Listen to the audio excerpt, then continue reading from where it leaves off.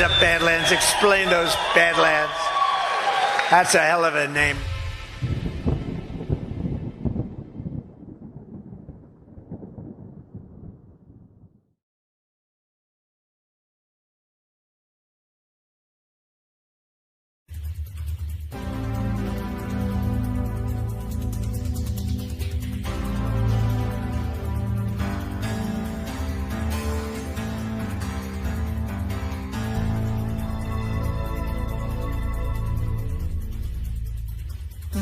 Good evening. Today is Black Monday, the day the Dow dropped more than 500 points. Please join me in welcoming George Soros.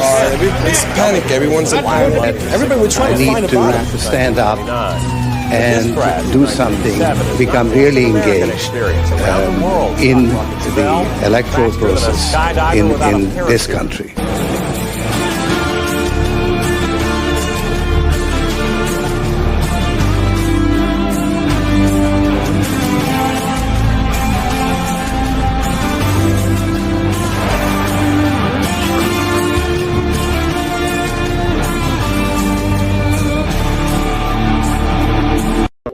What we have to confront is a deep, systemic and structural restructuring of our world. And this will take some time. And the world will look differently after we have gone through this transition process. For centuries, they've been stuffing their stomachs with human flesh, and they've been stuffing their pockets with money. But they must realize that this bowl of vampires is about to end. We have an army of digital soldiers. That this is coming. This is going to be a part of a future where we can take back our power in ways we didn't even think about in the industrial age that are coming in the digital age. But the common people of these countries in their heart, they can feel what's happening. They can see our struggle for our independence, for our true sovereignty. And they see this connection with their aspirations to be truly independent, which is exacerbated by the fact that in the Western elites there is a strong desire to freeze the current unfair state of things in international affairs. Well, let me tell you something, brother. When they took a shot at my hero, and they tried to kill the next President of the United States, enough was enough. And I said, let Trumpomania run wild, brother. Let Trumpomania rule again. Let Trumpomania make America great again. People who don't believe are walking dead. They are asleep. And this is the awakening.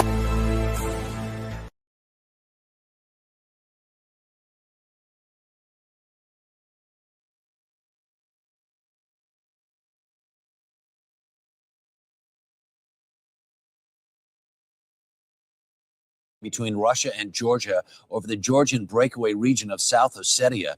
President Bush has told Russian leaders that military action against Georgia is unacceptable. Vice President Cheney said Russia's invasion must not go unanswered. Alex Rossi of Sky News has the latest developments from Georgia. Alex, you're in Gori near the border with South Ossetia. What is the situation there now? Well, there are a few people still here in Gori, but most of the people have already left, fleeing the fighting. There are some very, very frightened people here, and as is usually the case in conflict zones, the people that remain are mostly the elderly, the people who are most vulnerable. Now, this city, we're told by residents, took another hit this morning. Over there's a military installation. Now, that was whacked again by Russian fighter jets. And, of course, the bomb blasts again went into civilian areas, and we're told that there were a number of casualties. But we think that the fighting has died down now, as the latest news this morning is that Dmitry Medvedev, the Russian president, says that Russia has nearly completed its military targets. As best as you've been able to determine, are Georgian forces staying to fight, or are they fleeing? No, I think the Georgian forces have pretty much withdrawn out of South Ossetia. They're certainly out of Skinvali, the regional capital. They are withdrawn. They are about 2 kilometers from where I am. There are tank positions artillery fairly well dug in, but they're certainly not advancing forwards to what now is a massive Russian military machine. Thousands of Russian troops and a great deal of military hardware is now firmly in control of South Ossetia. And I suppose it's now going to be very difficult for President Mikhail Saakashvili to ever get that territory back. Vladimir Putin himself, the Russian prime minister, has said that he thinks South Ossetia will never be reintegrated into Georgia. Alex Rossi of Sky News, thank you so much. And joining us is Michael O'Hanlon, a senior fellow on foreign policy at the Brookings Institution. Michael, good to see you. Hi, Harry. So interesting. This section of Georgia butts up against Russia, primarily ethnically Russian, sort of not really ever really part of Georgia, but kind of almost a netherworld. Saakashvili takes over the country a couple of years ago and says, I'm going to bring this country together and bring these Ossetians into the fold in Georgia. They take military action against the rebels there a couple of days ago. And then what happens? Well, Harry, you're right about all that context. And in addition, of course, Russia sees this opportunity as sort of similar to what we did with Kosovo. As you remember, Kosovo is a place where the Western world went in and defended a population that was being oppressed by Serbs who were good Russian friends. And then this year, we essentially tolerated or condoned the idea of Kosovo declaring independence.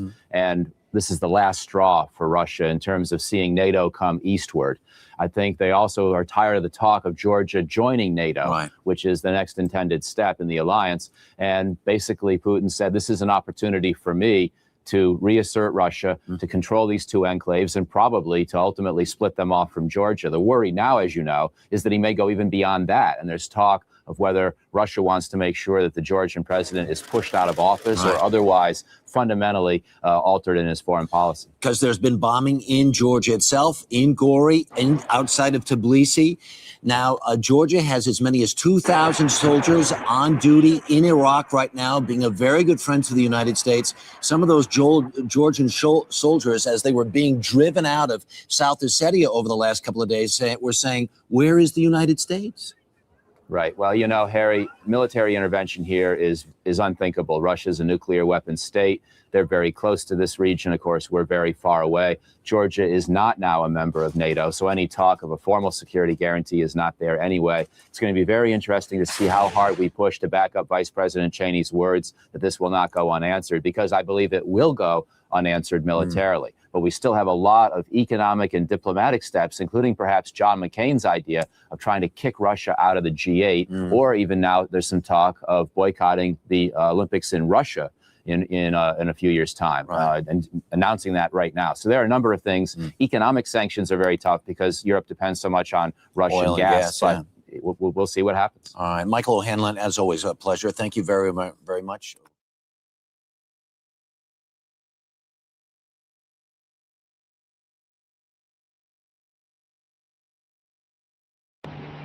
These Georgian troops catching a ride home from Iraq on an American military aircraft. And that's about as much military help that Georgia can expect from the U.S. And while Georgia scrambles for a ceasefire, it appears Moscow may be going for it all. That is, to draw new lines of control in both the breakaway republics of South Ossetia and Abkhazia. While no one knows for sure who started the most recent fighting, this once simmering conflict has gone to full flame with a string of diplomatic decisions. Some of them Washington will have to own up to. It's been a downhill slide in U.S.-Russian relations since it got off to a promising start in Bush's first meeting with Vladimir Putin back in 2001. I looked the man in the eye. I found it to be very straightforward and trustworthy. We had a very good dialogue. I was able to get a sense of his soul. He's a man deeply committed to his country and the best interests of his country. But by 2008, at least from Russia's perspective, the dialogue had turned to monologue. Take Washington's insistence to grant Kosovo independence last February, strongly opposed by Moscow. Independence is the goal, and that's what the people of Kosovo need to know. At the same time, America began pressing its bid to place missile defense systems in the Czech Republic, something of a throwback to the Cold War era. Then there was Bush's blitz to grant Georgia membership in NATO. I believe that NATO benefits with a Georgia membership. I believe Georgia benefits from being a part of NATO. I have to thank you, Mr. President, for your unwavering support for our freedom, for our democracy, for our territorial sovereignty, and for protecting Georgia's borders. Georgia's president was widely admired by the Bush administration. Tbilisi was even paid its first visit by an American president under Saakashvili's rule.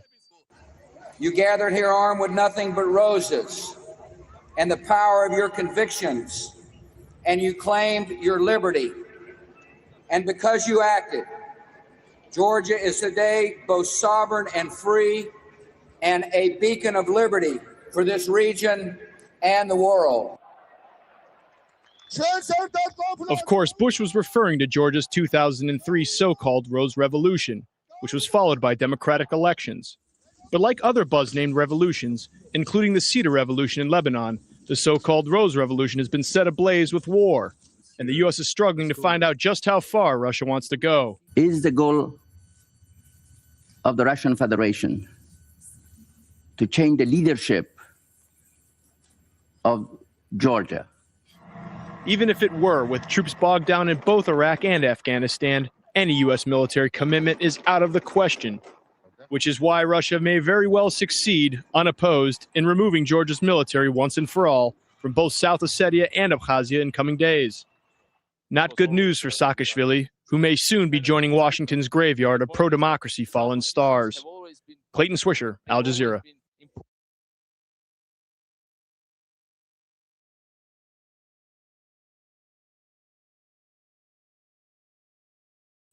All right. Good evening, everybody. Welcome to the Book of Trump, Chapter 40. I'm your host, Gordon McCormick, the ghost of bass Patrick Henry. And this is Chapter 40. This is a big one. I think even I underestimated how important this event was until I really started to dig into it, and then started to have a conversation with AI, as one does.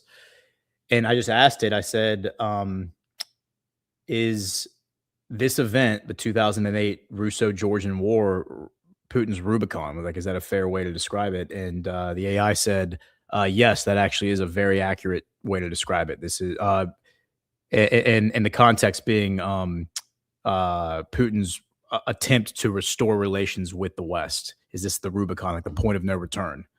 And the AI said, yes, this is actually a very accurate way to put it, that this is the point of no return, basically. Even though Putin, I think, realized before this was kind of the his acknowledgement that the security architecture, the post-Cold War security architecture implemented by the unipolar hegemony, was not going to fly with Russia. So anyway, this is going to be a really important episode, and that's why I titled it Putin's Rubicon. Before we go any further, let's get a word from a sponsor. Hey there, Earthlings. I'm here on the streets of New York to tell you about something that's literally out of this world. You know, traveling between dimensions really takes it out of you, but I've found the perfect solution. My Shroom Vibe can now be your Shroom Vibe. Elevate your frequency. Get microdose capsules, gummies, and chocolate bars at myshroomvibe.com. Use code BADLANDS for 10% off your order. Trust me, galaxy hopping demands balance, and ours comes from Mother Nature. Organic, not synthetic. It's the real deal. Cy Lee, if you know what I mean. Check it out. Your frequency will thank you. Visit myshroomvibe.com. Organic goodness, not synthetic. Use code BADLANDS. All right. So yes, this I thought those two clips that I did for the cold open were very fitting. There are a few more clips that I want to watch, but just George Bush talking with Shasa Kelly, I think is how you say his name. This guy's name's a nightmare. The Georgian leader, who is absolutely a CIA plant. And we're going to talk about him. But, you know, the more I dug into this, the more I came to realize that this event literally is the Ukraine war. And I don't mean that like figuratively. I don't mean that like metaphorically. I mean that literally. And so let's kind of like jump right to that, because I think that's really one of the more compelling parts of this. And that would be this clip.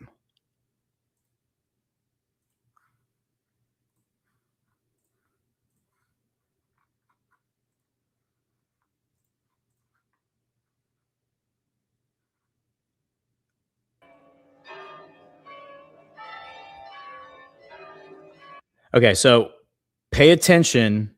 This is like the 1-year anniversary of the Rose Revolution. The Rose Revolution was in 2003. I'm going to explain what the Rose Revolution was in a minute, but I want you to pay attention to what the president of Georgia says, the word he uses to describe the people of Georgia. He's not talking about the other place. He's talking about Georgia. I want you to listen very carefully to what he says.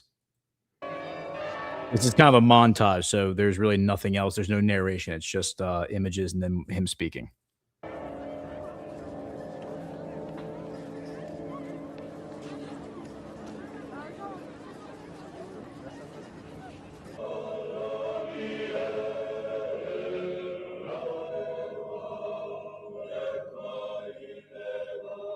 Μακαριότατε, Πατριάρχα Γεωργίας.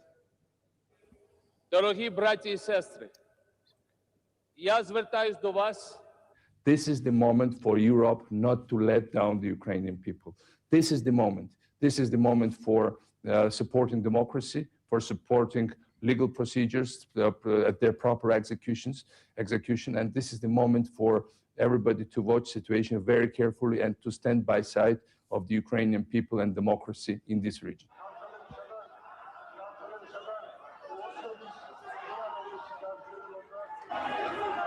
Okay, we can kind of just end it there, but this is the moment to see if the people of Europe support the Ukrainian people, okay? He wasn't referring to the Ukraine that you're thinking of. He was referring to Georgia.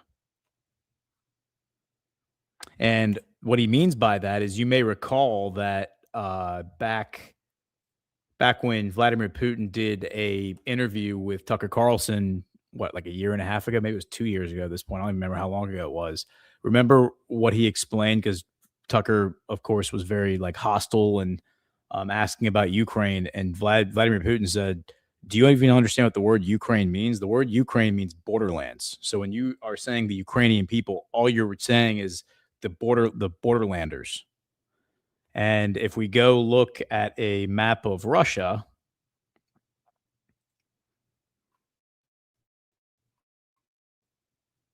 as you will see, and I mean, we've obviously talked about this on this show before, the borderlands of Russia are Georgia. But it goes even further than this. I mean, that's a cute little coincidence that here's Ukraine, the Ukraine, and that's why it's called the Ukraine, I think, by the way. This is referred to my entire life. This has been referred to as the Ukraine, right? And that's because this is the borderlands. Like when they say the Ukraine, they're not talking about the Ukraine up here, Latvia and Lithuania. They're not talking about the Ukraine down here, Georgia and Azerbaijan. They're talking about the Ukraine, which is Kiev. Okay. But like I said, it goes even further than that. I'm kind of putting the cart before the horse, but I think this is the most interesting part of this entire story. And the part that's going to captivate y'all the most. So I want to start with this and then we'll back up and kind of fill in all the gaps. But this is the guy you were just listening to, Mikhail Saakashvili. Okay. And so he comes into office in 2003 in something called the Rose Revolution. All right. And I'll explain again what that is in a minute. But it is known as it's considered the first formal color revolution. It's not the first CIA regime change operation. That would be 1953. I think Pakistan is what it was. But it is considered the first quote unquote color revolution because it has one of these little cutesy names assigned to it, the Rose Revolution, right? And then the other ones all get little cutesy names too. But this guy, if you go look into his background, and we are going to look into his background a little bit, but I just want to tell you where he lands.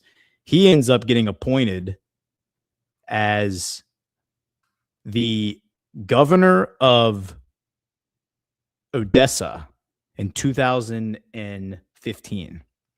This guy becomes a governor in Ukraine in 2015 after he's driven out of Georgia. Okay. And the connecting factor here is let's just run through his background real quick.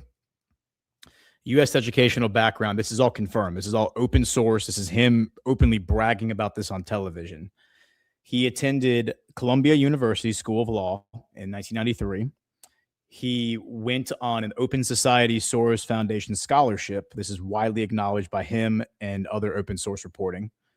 And it says, why does this matter? Well, Columbia law in the early 1990s was a hub for post-Soviet legal elites, particularly those being trained in constitutional design, market transition legal frameworks, and human rights law. Many graduates later entered government reform, diplomacy, or international institutions. That's a really fancy way of saying people who needed to study how to overthrow governments and then install new legal frameworks and then use human rights law as like the cover story for the whole thing. They go to Columbia Law in the early 90s. He then goes to George Washington University right after that in 94 to get his master's in law. And he goes under the funding was the Edmund S. Muskie Graduate Fellowship Program, which is a U.S. State Department funded public fellowship. And the Muskie Fellowship was designed to train post-Soviet professionals and build long-term institutional ties with the U.S. That's the cover story for what it is. Okay, it's not an intelligence pipeline, right? The official story, but it is specifically for post-Soviet professionals. And there is a class of people who he goes to school with. Okay, and I just want to show you who these people are.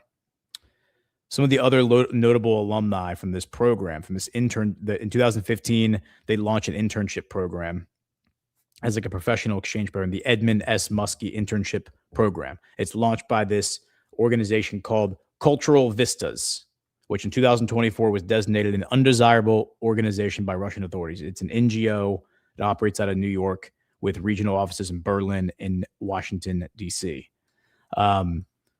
Here's some of the notable alumni, these names right here. So what did I do? Well, of course, I go look up who these people are. Here are those people.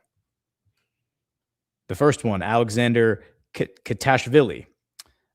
He goes on to become the Minister of Healthcare in Ukraine, appointed on the 2nd of December in 2014. Remember, the Maidan coup was in February of 2014. So whatever, 8 months later, 10 months later, this guy gets appointed. This is a classmate of the president of Georgia back in 93.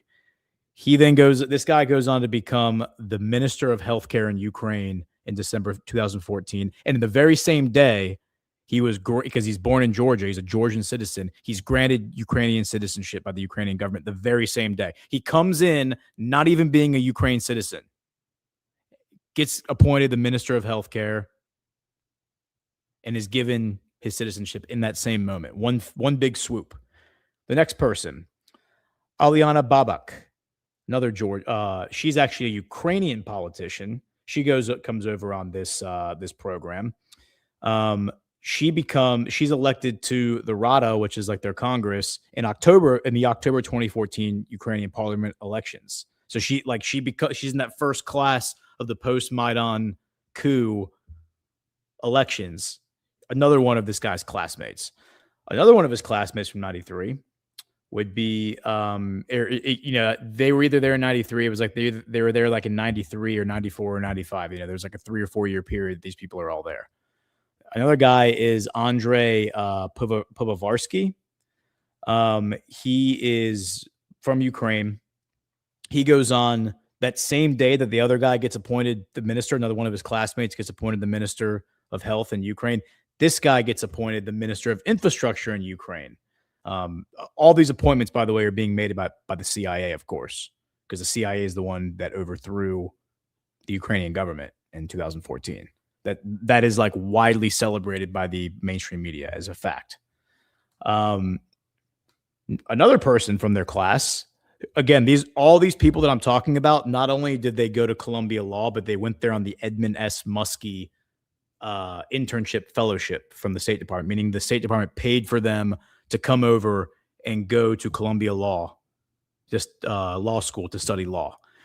This woman, Victoria Voitsitska, a Ukrainian politician, Ukrainian-born, she becomes an independent observer for the 2014 presidential elections in Ukraine. This would be the one that got Poroshenko elected. You probably heard that name before, Poroshenko. So what happens is that the CIA comes in, overthrows the Ukrainian government in early 2014. We're going to do a chapter on this, don't worry. They immediately install a Israeli-Ukrainian mafia member to be the temporary president for like 5 months until they can get elections organized. They organize the elections that summer. This woman was one of the independent observers, right? Like working for like an NGO.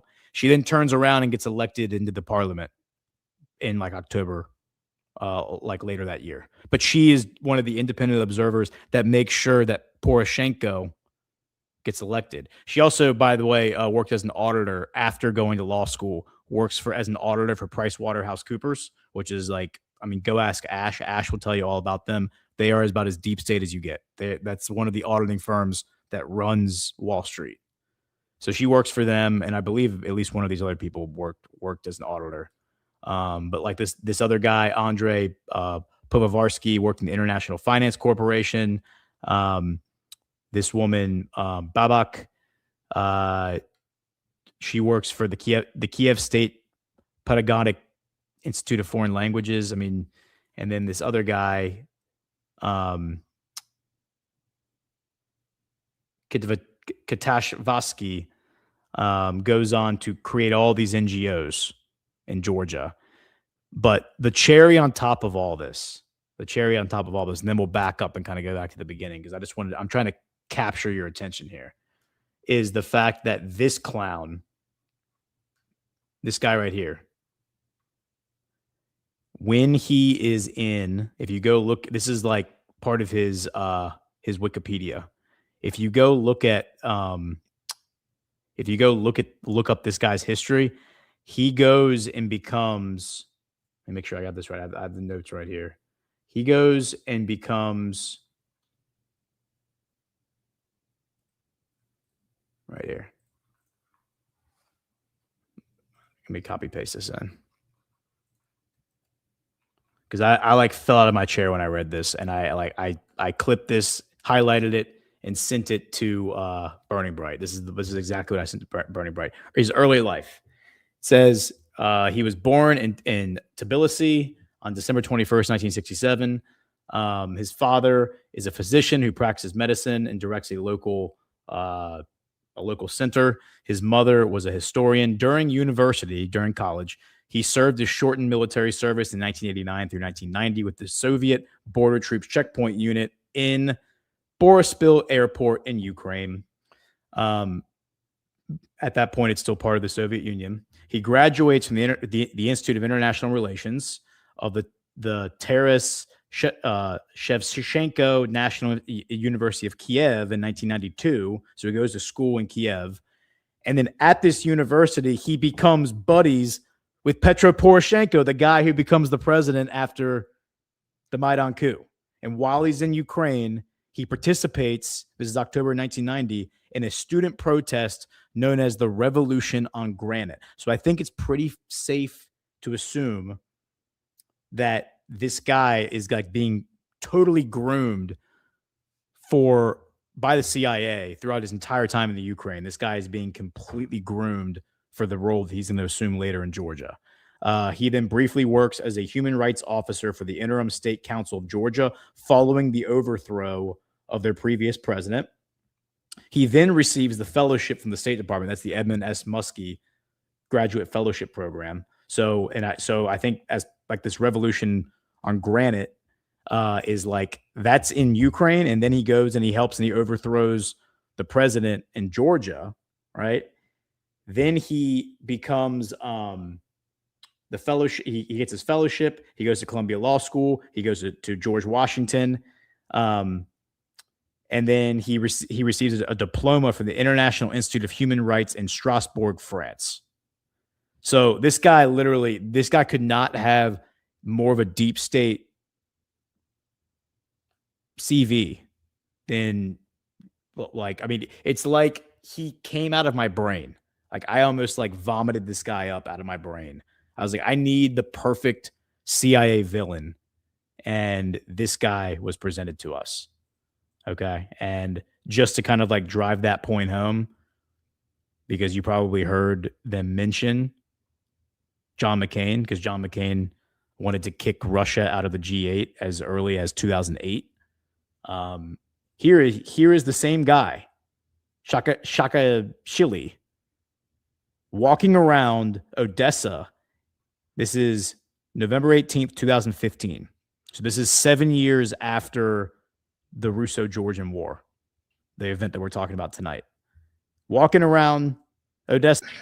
Who's that with We're him? in the Ukrainian port city of Odessa with the local governor, but he's unlike any other governor in this country.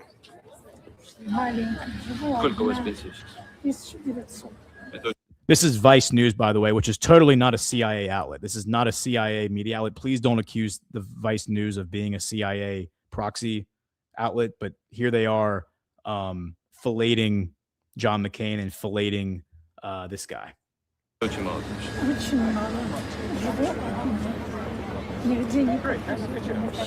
going to be here for this thing tomorrow? Okay, I'll see you there. We are trying to fight corruption so people like you can get a little more money. Yeah. So anyway, you ask for just a little something. When I do this show, I ask for just a little. I'm like, just make it a little compelling. And it's like, no, we're going to make it extremely compelling. This is literally this war that happens in 2008 is the Ukraine war, just 6 years before the Ukraine war starts, 2014, when Russia invades Crimea. All of this it's all the exact same war. And not only that, but the people who are involved in this war end up getting installed later as governors in Ukraine. It's an organized crime syndicate, and all the television characters that many of you love, the television characters who were speaking on stage at Turning Point USA this past weekend, were involved in it. They're all part of the organized crime syndicate. I mean, John McCain was sitting right there walking shoulder to shoulder with this guy. It's unbelievable. It's unbelievable. So there was a really compelling little cartoon that I found earlier that I think, we'll watch like 10 minutes of it. I think it does a pretty good job of explaining some of the background of this region. And I liked it because it kind of gave me better context for what Georgia is, because I don't know how familiar any of you are with Georgia, but there's two regions in Georgia that are really important to this conflict. And so I want to watch this cartoon real quick. We won't watch the whole thing, but it'll give a little bit of background. It's going to do a little breaking history right now, but it helps you understand the Christian-Muslim historic dynamic and why Russia is so important to this region.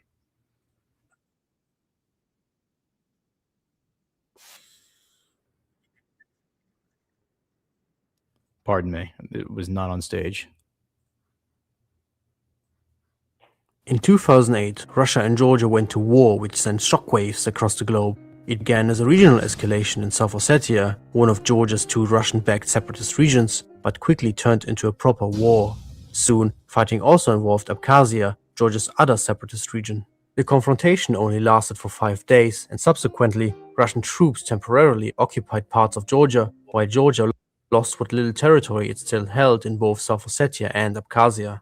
Meanwhile, relations between Russia and the West worsened to a degree not seen since the Cold War. It also foreshadowed an even greater crisis that would unfold in Ukraine in 2014 and 2022. But who are the different parties involved in this conflict? Why did they fight? And how does the conflict between Russia and the West play into the situation? To find the answers, we first need to explore the history of this region. We'll begin our story in the 11th century, after the Kingdom of Georgia emerged in the Caucasus region.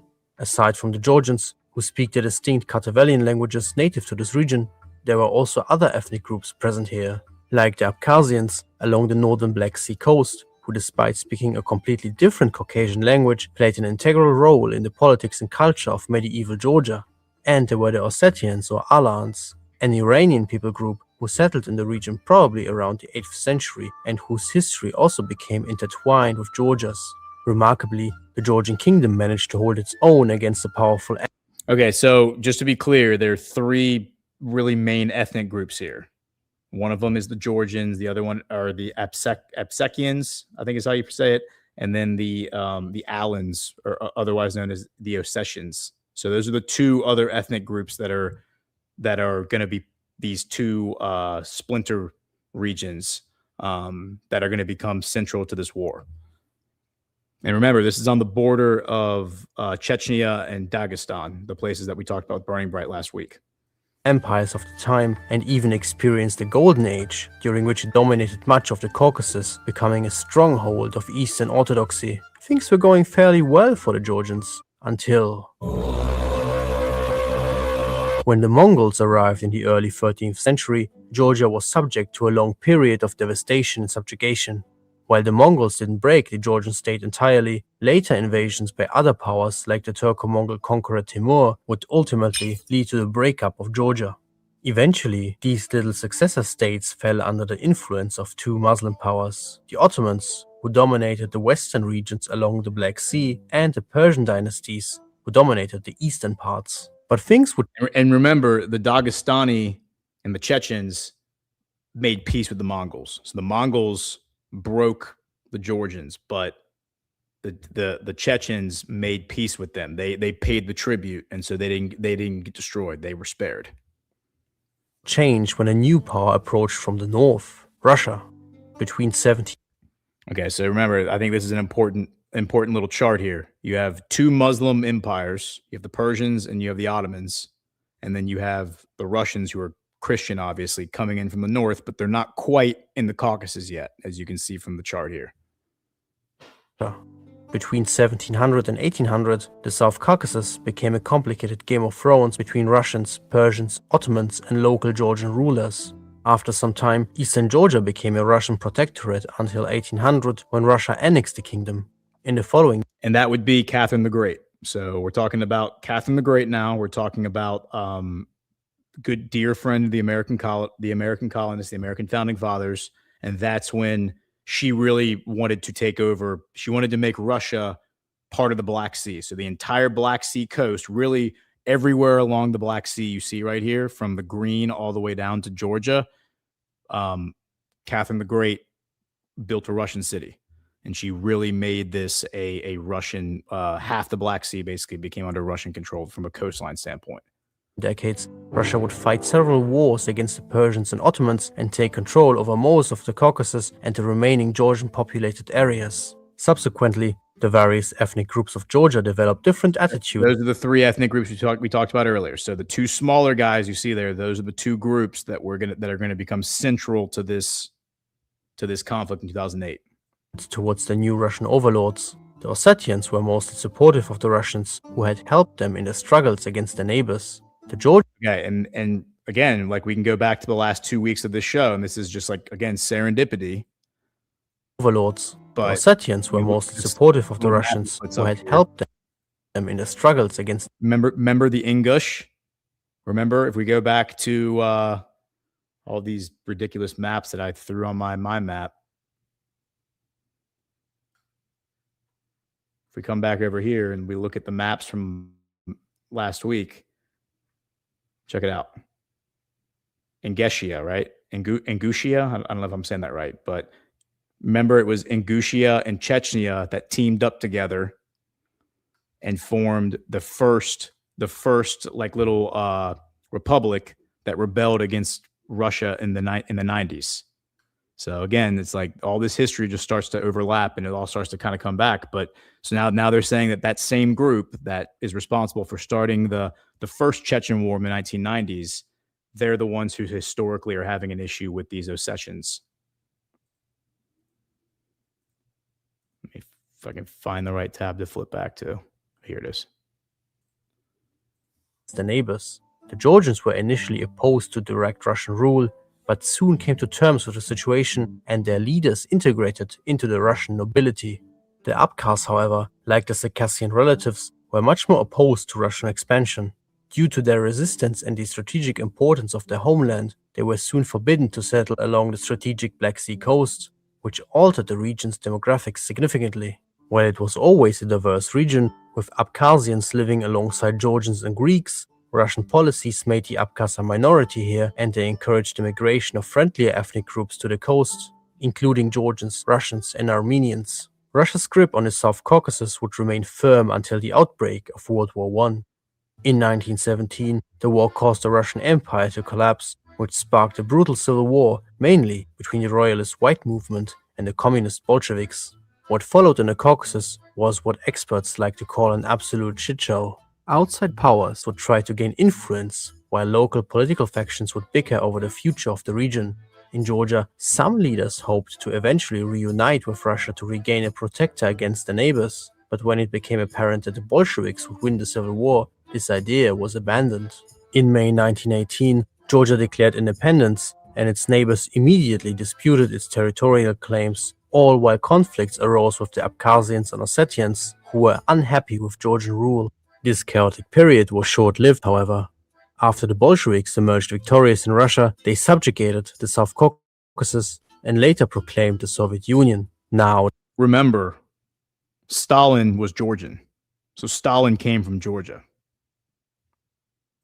The moment had come for the Soviets' favorite pastime, redrawing borders and turning Soviet republics into literal Matryoshka dolls. And Georgia was no exception. Abkhazia was first made an independent Soviet republic, then later reduced to an autonomous republic within Georgia, alongside Adjara, a region with a significant Muslim population. And then there was South Ossetia, which became a so-called autonomous region with less autonomy than the two republics. While all these borders looked clear on paper, most areas were ethnically mixed. But for almost 70 years, this didn't matter that much, since it was all part of the Soviet Union. Until... In the late 1980s, the Soviet Union began to fall apart under a wave of nationalism, which was especially pronounced in Georgia. In 1991, Georgia officially declared its independence, but hardly resembled the country as former Soviet bureaucrats. So remember, we talked about this a few weeks ago when the Soviet Union collapsed. There were a bunch of republics that proclaimed their autonomy, and Georgia would have been one of them. And now they're describing there was conflict between nationalist leaders, politicians, gangs of criminals fighting for influence. Leaders and gangs of criminals fought each other for political influence. Between 1991 and 1993, Georgia was in a state of civil war, while inter-ethnic violence and separatist sentiments spiraled out of control. In South Ossetia, ethnic Ossetians increasingly grew sympathetic to the idea of uniting with Russia's North Ossetia region instead of being part of Georgia. And so this is an important part of it. And you even heard in that broadcast that that was in the cold open, and that should be a callback to Ukraine, is they even acknowledged in the broadcast in 2008 that in South Ossetia, these are all ethnic Russians. All these people in South Ossetia are considered ethnic Russians. They're not considered Georgians. Kind of like in Eastern Ukraine, all of those people are considered ethnic Russians. And so you have South Ossetia, which is in Georgia, and then North Ossetia, which is in Russia. And we might just cap this video here. But there's only one road. If we come back to the mind map and look at our maps, there's only one road that connects through those mountains, through the Caucasus Mountains, North and South Ossetia, and it's this tunnel called the Roki Tunnel. Okay, so there's Ossetia, and I have a map here that shows you exactly where the Roki Tunnel is, right here.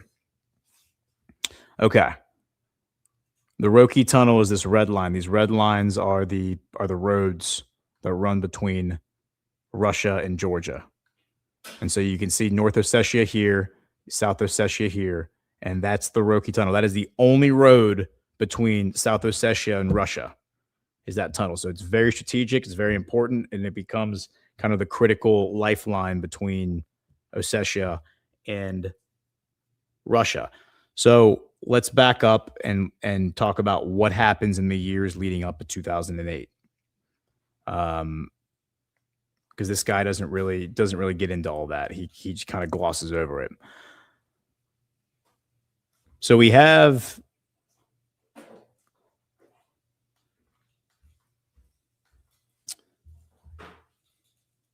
Russia as a peacekeeper. So after these civil wars that break out in South Ossetia and Abkhazia in the early 90s, after the collapse of the Soviet Union, South Ossetia has de facto separation. Abkhazia, Georgia defeats defeats the rebels and does a mass displacement of the ethnic Georgians. And Russia comes in and brokers a ceasefire and deploys peacekeepers. That's a mixture of Russian troops, Georgian troops, and the local troops, Abkhazia and Ossetia, Ossetian troops in Ossetia. You then have Moscow controlling the borders and the airspace, and Russia under Putin. Putin becomes prime minister in 1999. He then is elected president in 2000. We've been over that before. He distributes Russian citizenship to all the residents in South Ossetia and Abkhazia.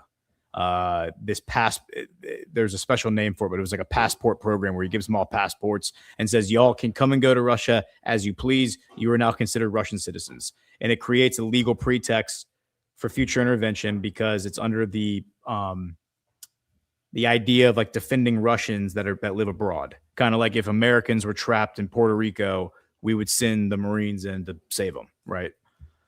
So then 2003 happens. And this guy, this clown, Saakashvili, who we've already been over, we've already went through his background.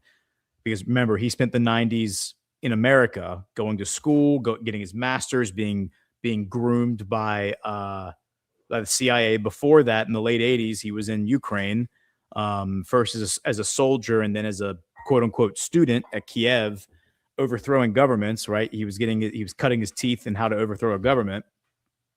They then send him in 2003, and they have what's called the Rose Revolution.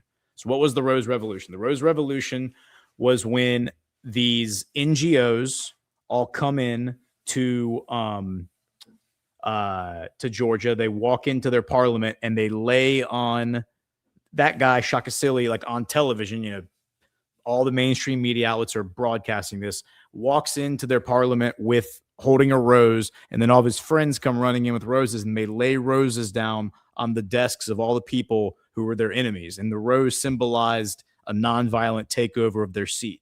Basically, if you don't leave, you will see violence. But this is the threat of violence. You know, it's kind of like that movie V for Vendetta, where he like gives the people roses right before he kills them. And what's funny is that even when you go to, let me see, even when you go to the Wikipedia, this is how like out in the open all this stuff is. This is not even like conspiracy theory. Even when you go to the Wikipedia for the Rose Revolution, it says right here, the Rose Revolution is considered one of the early examples of color revolutions. It was marked by strong role of non-government organizations, NGOs, and student activism.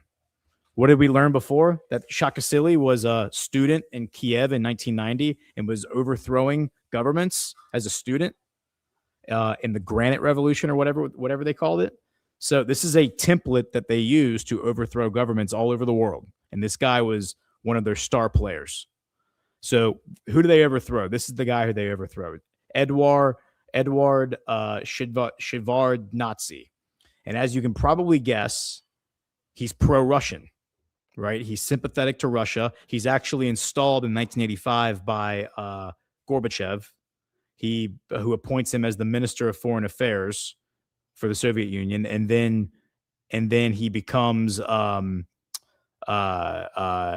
president of Georgia when the Soviet Union collapses, effectively installed by Gorbachev. So he's obviously pro-Russian, right?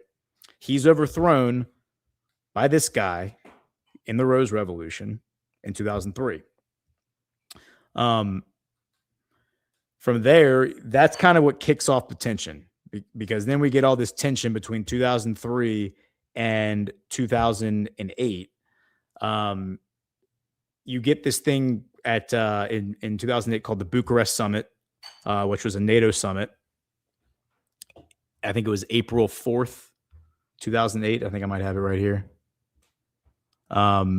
Putin, this would have been 1 month before Putin left office, because remember, we did Medvedev, whatever, a month ago.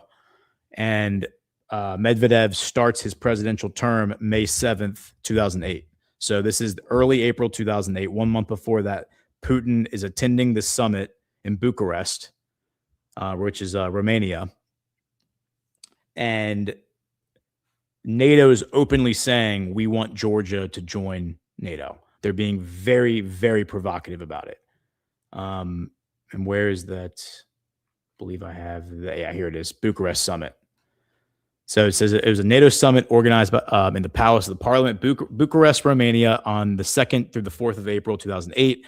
Among other business, Croatia and Albania were invited to join the alliance. The Republic of Macedonia, now North Macedonia, was not invited to join NATO due to its ongoing naming dispute with Greece. Georgia and Ukraine had hoped to join the NATO membership action plan, which is like that's like the process that you join to, because joining NATO is a multi-part process. You don't just join NATO. You have to go through all these steps before they actually let you join it. It says, but while welcoming the two countries' aspirations for membership and agreeing that these countries will become members of NATO, the NATO members decided to review their request in December 2008. So let's see, 2 months before this, February 17th, 2008, Kosovo is recognized, like announces that it is an independent state, and then is immediately recognized by the United States as legitimate. And I'm pretty sure we did an episode on the Yugoslavian War of 1999. This would have been the year that Putin was prime minister, right before he became president. Yugoslavia, let's go back to the map, just to remind everyone. Yugoslavia would have been Bosnia, Serbia, Montenegro, Kosovo, and I think Croatia.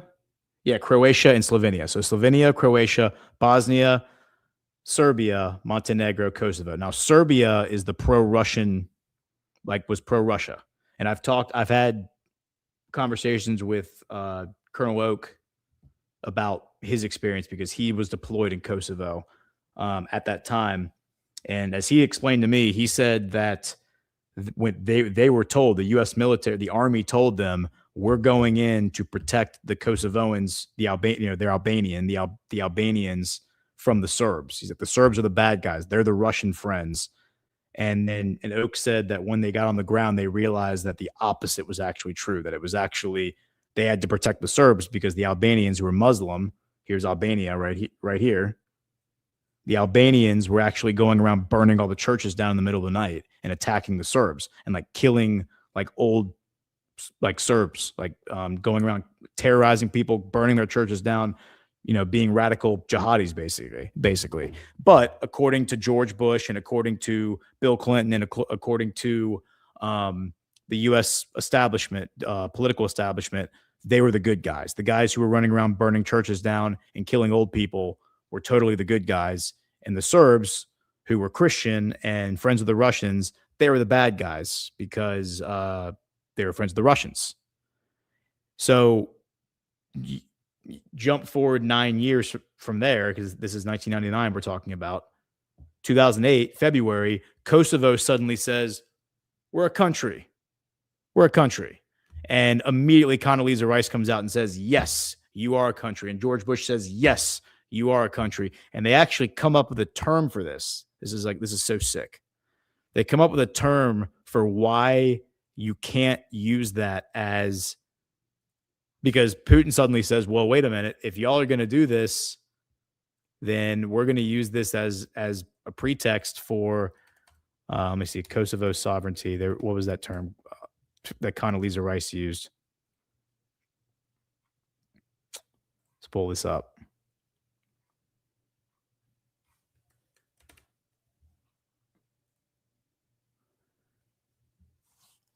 Yeah, so September 2006, at a meeting chaired by the U.S. Secretary of State Condoleezza Rice, the contact group released a press statement that reaffirmed its desire to work towards a negotiated settlement. They were at parliamentary elections.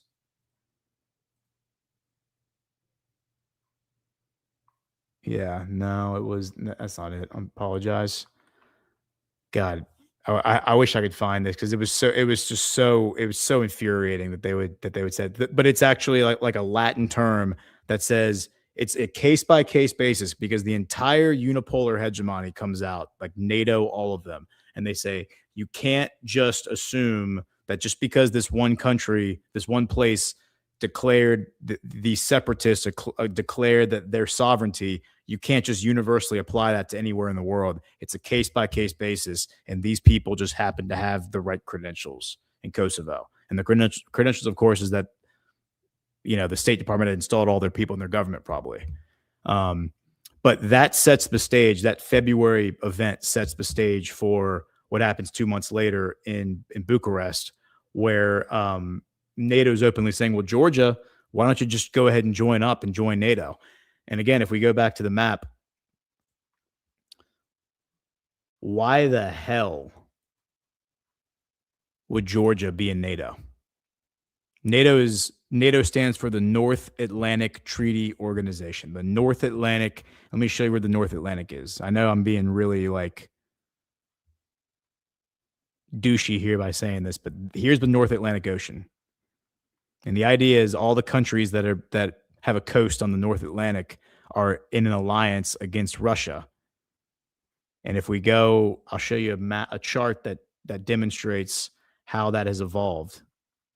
And that chart is right here.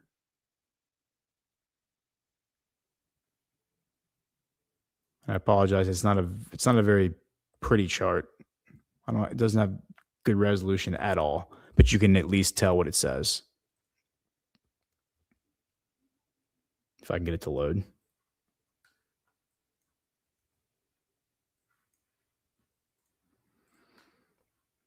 All right, so it's not the best resolution, but you can see purple and orange, right? So the purple countries are the countries that joined NATO before 1997. The orange countries are the countries that joined NATO after 1997. Do you see a problem? 12 right here, that's Albania. 11 is Montenegro. 13 is North Macedonia. And so Kosovo would be this little white dot right here, right above 12 and 13. That would be Kosovo. And now all of a sudden we're talking about Georgia joining, which is on the coast of Russia. Do you see what the problem is? Do you see this is a rerun of Ukraine? So they say, yeah, we're going to join up. So what's reported in the mainstream media at the time, like George Bush and all this, and we're going to watch, let's just go ahead and watch that clip. What's reported is that Russia is the one that started the fight. We now know for a fact that it wasn't Russia that started the fight. Even the UN did their own little investigation, and they came out and said it was Georgia that launched a bunch of missiles into Russia, into Ossetia first, and they're the ones who actually started the fight. And then they turned around and it's like walking up and sucker punching someone in the face, and then turning around and telling everyone in the room, "This guy just punched me in the face." These people are absolute sociopaths, but that's what they did. And they did it with a straight face. Where is it? Right. We're going to watch a few of these clips because these clips are in hindsight, these clips are just asinine. And it's so ridiculous that these people have the gall to come out and on television and continue to lie to us, to lie to our face. That would be. Let's watch Putin. I think Putin is a good one. Remember, Putin is not president here. This would have been, I'm going to figure out the exact date. This is August 29th, 2008. Putin is not president. He is prime minister, but he's not president because Medvedev was like his Joe Biden, his like little bait and switch, his continuity of government, Joe Biden. Brief discussion with the President of the United States. George told me that no one wants a war. I hoped that the U.S. administration would intervene to stop the aggression of the Georgian leadership, but nothing of this kind happened. You've always enjoyed, over your period as president of Russia, and still now, a very close personal relationship with the US President George W. Bush. Do you think that his failure to restrain the Georgian forces on this occasion has damaged that relationship? Это, конечно, нанесло ущерб нашим отношениям межгосударственным. Of course, it has damaged our relations, first and foremost, interstate relations. But the thing is not only that the US administration has failed to restrain the leadership from committing this criminal act, but in fact equipped and trained the Georgian army. But I have some other comment to add. Even during the Cold War, during the time of tough confrontation between the Soviet Union and the United States, we have always avoided direct clashes between our civilians, let alone our servicemen. We have serious reasons to believe that directly in the combat zone, citizens of the United States were present. And if this is the case, then the suspicion arises that someone in the United States has on purpose created this conflict with a view to exacerbate the situation and create a competitive advantage for one of the presidential candidates in the United States. These are quite astounding claims. Just to be clear, Mr. Prime Minister, are you suggesting that there were US operatives on the ground assisting Georgian forces, perhaps even provoking a conflict, in order to give a presidential candidate in the United States some kind of talking point? And if you are suggesting that, what evidence do you have? Я вам сказал, что если подтвердятся факты присутствия американских граждан в зоне боевых действий, I've told you that if the facts are confirmed that US citizens were present in the combat zone, that it means only one thing, that they could be there only on the direct instruction of their leadership. And if this is so, then it means that American citizens are in the combat zone, performing their duties, and they can only do that following a direct order from their leaders and not on their own initiative. Ordinary experts, even if they are providing training in military matters, should do that, not in a combat zone, but at a training ranges and training centers. I repeat, this needs to be further checked out. I'm telling you this based on what our military told me. Yeah. So before I get up on my soapbox and rant about how every single person, political leader in the U.S. is basically just a violent thug, including guys like Mike Huckabee and Ted Cruz. They're just violent thugs who pretend to be darling little Christians. Let me cut back to this little cartoon, because the cartoon, I think, actually does a pretty good job of conveying. Why does it want to do that to me? Soon, a disorganized war between armed militias began in South Ossetia.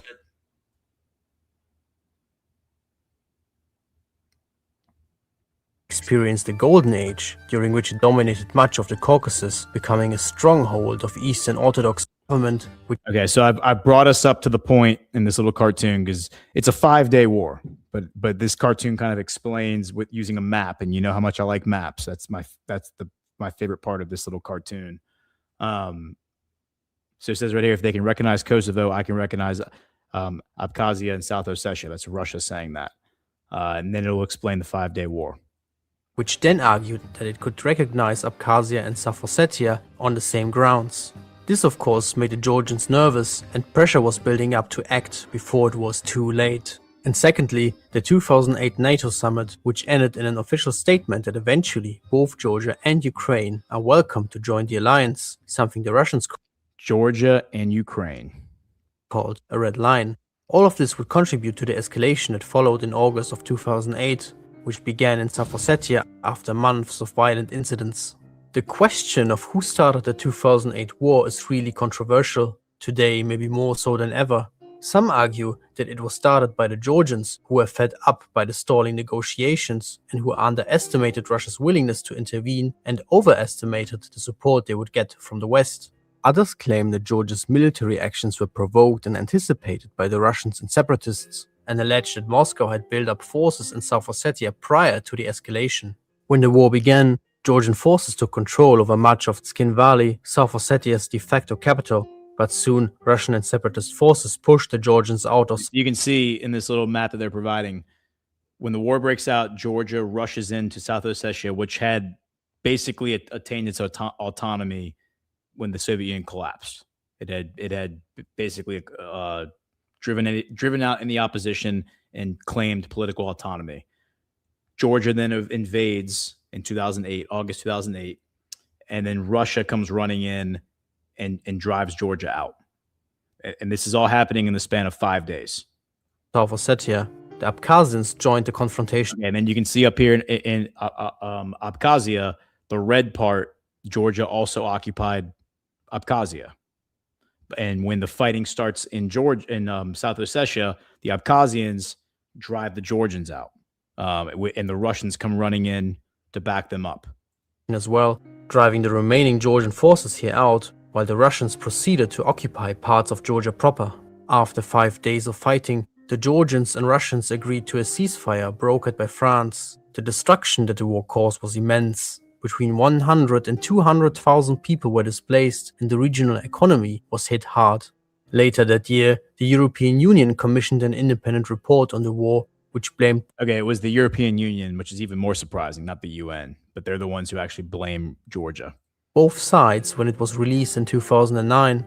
It blamed Georgia for initiating the military confrontation with a heavy artillery attack on the city of Tskhinvali, and also blamed Russia for illegally occupying parts of Georgia and not respecting the terms of the ceasefire agreement, in which Russian forces were supposed to withdraw to their positions before the war, which are accusations that both sides reject. In the aftermath, Georgia lost the last territories it still controlled in the disputed regions, while Russia officially recognized both Abkhazia and South Ossetia as independent states, marking the end of official diplomatic relations between Russia and Georgia, which are now only conducted through the Swiss. The 2008 war was no doubt a key event in modern history. For one, it strengthened Georgia's commitment to partnership and integration with Western political structures. For another, it set a tone for the future relationship between Russia and the West and served as a model for Russia's strategy of supporting separatist entities to gain influence in countries of interest. But what is the situation here like today?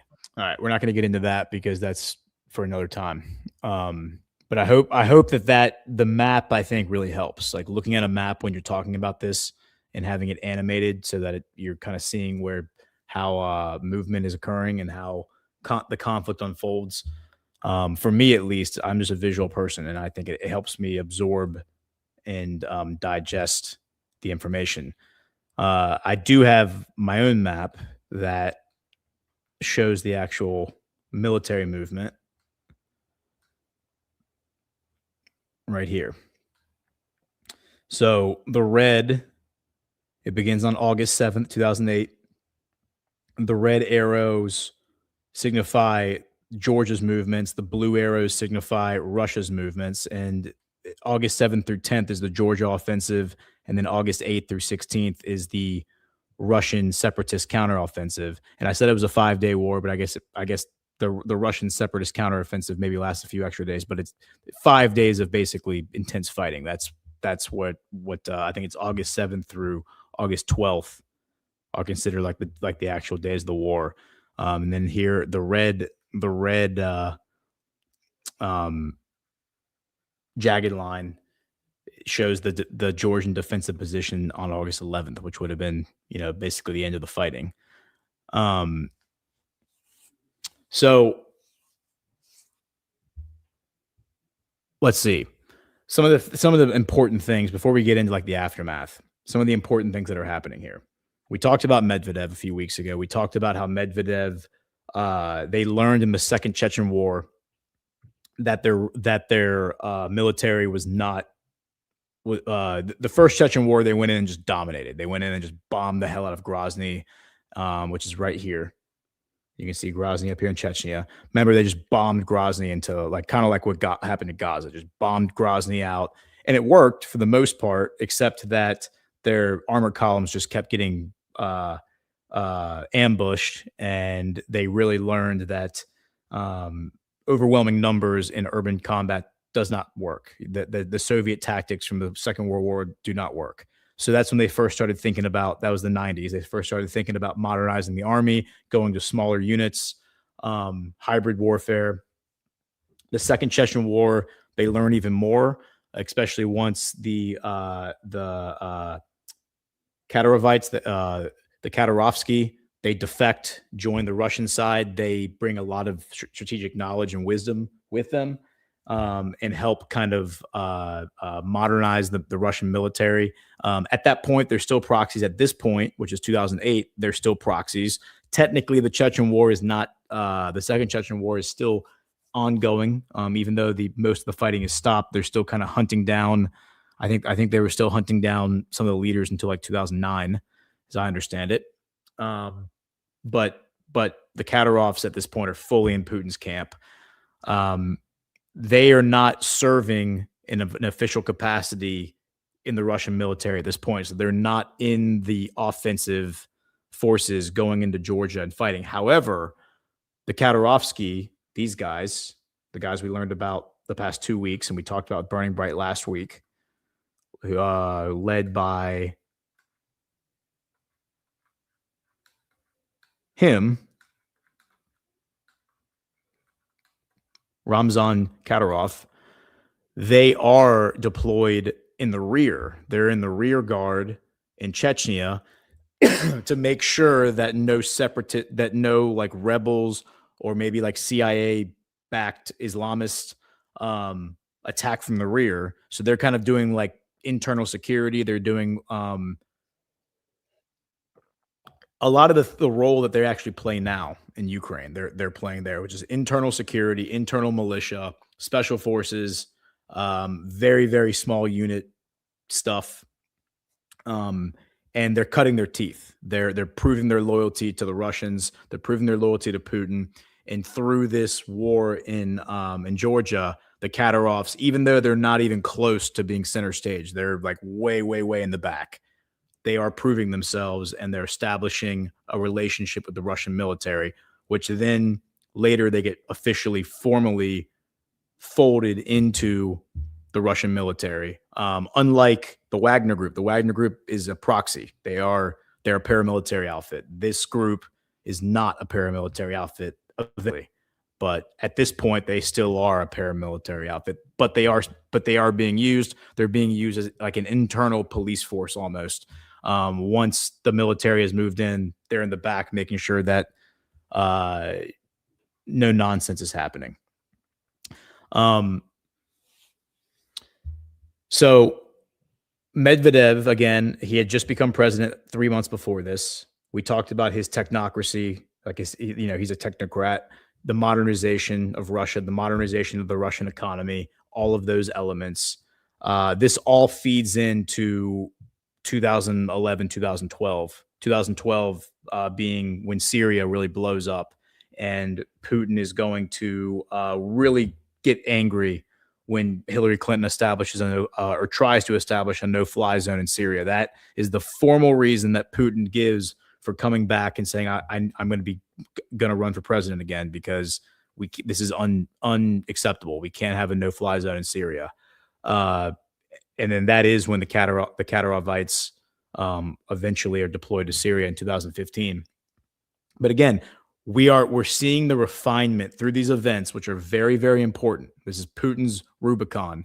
This is the moment that Putin makes it very known to George Bush and all of his friends, all the neocons, Obama, John McCain, John Bolton, all of them, John Brennan, Hillary Clinton, John Kerry. He makes it known Russia's not going to put up with this. Russia's not going to put up with the post-Cold War security architecture that all of you have established. We are going to be the turd in the punch bowl in the best possible way from a sovereign citizen Christian standpoint. They are the righteous actor. When Burning Bright titles his Substack Righteous Russia, there is not a better moniker that he could have come up with for that. And I don't even know if he realizes that in the moment, because I think from a broad strokes standpoint, he understood that, but he, as he'll tell you, he wasn't read in on like the fine points. He wasn't getting as granular as we're getting here. But the more you zoom in on this situation, the more you zoom in on the conflict between Vladimir Putin / Russia in the West, the more you understand that the righteous actor in the whole conflict is Vladimir Putin and Russia. They are the ones who are doing the right thing in terms of opposing basically what you can only describe as global tyranny, which is effectively what the State Department and the CIA are trying to implement using clowns like this guy. And if you look right here, here are just 3 examples of color revolutions. In Georgia, you have the Rose Revolution in 2003. The symbol is the rose. The following year, You have the Orange Revolution in Ukraine, and we'll probably do an episode on that. Either that or it will be tied into the Maidan coup episode. That's 2004, the Orange Revolution, which I think kind of is all the same thing. I need to brush up on that, but I think the Orange Revolution and the Maidan coup is all just one giant 10-year timeline. And then you have the Tulip Revolution in Kyrgyzstan. That's 2005. They also mentioned the Cedar Revolution in Lebanon. I think that's 2006. So you have all these little revolutions that are popping up everywhere, and they're all color revolutions. That's, by the way, I think why they're called color revolutions is because they all have a cute little symbol attached to it. And the purpose of the symbol, by the way, is because the symbol, the rose, is universally understood. The rose, as I understand it, is like a really important flower in Georgian culture. It's kind of like used all the time. We kind of associate the rose with like Valentine's Day and like love. They associate the rose with a lot of other things. And when you see the guys walk into the parliament and lay the roses down on the desk, it's understood in any language what you're looking at. You're looking at a peaceful transfer of power, a peaceful takeover. The rose represents you're done. And if you don't leave, then maybe things will get violent. And then the same goes for Orange Revolution. Everyone was wearing orange. We saw the yellow vest revolution in France a few years ago, which I don't think that was a color revolution. I think that might have been something more earnest. But the Tulip Revolution, obviously in Kyrgyzstan, these people are just relentless in their sociopathy. So let's check in on the chat and see how everyone's doing. If you have any questions, feel free to throw them in there. We'll probably go ahead and wind things down here. We're a few minutes early, but I feel like I covered this topic and kind of hit all the things I wanted to hit on, and there's no reason to keep harping. But yeah, I think this is the approach for this show. The show is we want to get granular on every little episode, because the more we understand these little episodes, for lack of a better term, the not only do we see repetition, we're seeing the same thing playing out over and over and over again. We're seeing these organizations, like this organization right here, the Cultural Vistas program, and all of its little minions that are trained up by the intelligence services to then go back to their home and overthrow their government, and then install a pro-democracy, quote unquote, government, which just means a government that's totally capitulated and loyal to the State Department and its whims. Yeah, it's really amazing. And really, there is one more thing that I can show you. I was showing this to Burning Bread earlier, but I found this magazine months ago. Where is it? The State Department puts out a monthly magazine where they kind of like brag what they're doing. And I think the intended audience is just like the State Department employees. Like, I don't think it's it's not like really meant for real public consumption. But I found this here it is. So, and I've showed one of my audiences this before, but here's the edition from March of 2012. So again, like, this is right around that same time period. I think Putin comes back into power May of 2012. And just by happenstance, this particular edition, the focus of it, you can see right here, is this is Ashgabat, which is Turkmenistan. So it's focused on Ukraine, is really like the feature story. There's the one and only Hillary Clinton, Secretary of State at the time. The focus of it is Ukraine. That's like the special feature. And then they also do spreads on all of the Central Asian countries, Kazakhstan, Kyrgyzstan, Turkmenistan, all the Central Asian countries, which, if you look at the economic architecture that Vladimir Putin and Donald Trump are setting up right now, Central Asia is like the key part of all of it. Kazakhstan specifically, but then Turkmenistan's involved, Kyrgyzstan's involved, a few of the others. And what I found really interesting was this. This is the thing that I went and highlighted.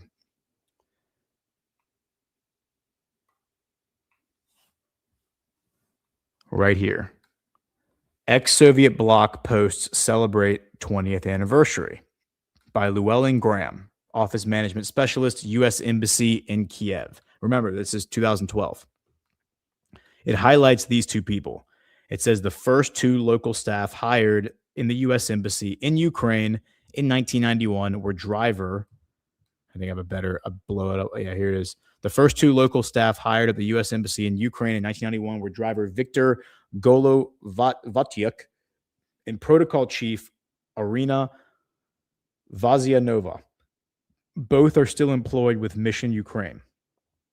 So they were both hired in 1991. As soon as the Soviet Union collapses, the first person that is hired is really this woman, Irina Vazianova. This guy is just her driver, I think. Well, I went and looked it up. Not only is this woman, I couldn't find any public record of her past, I think, 2022.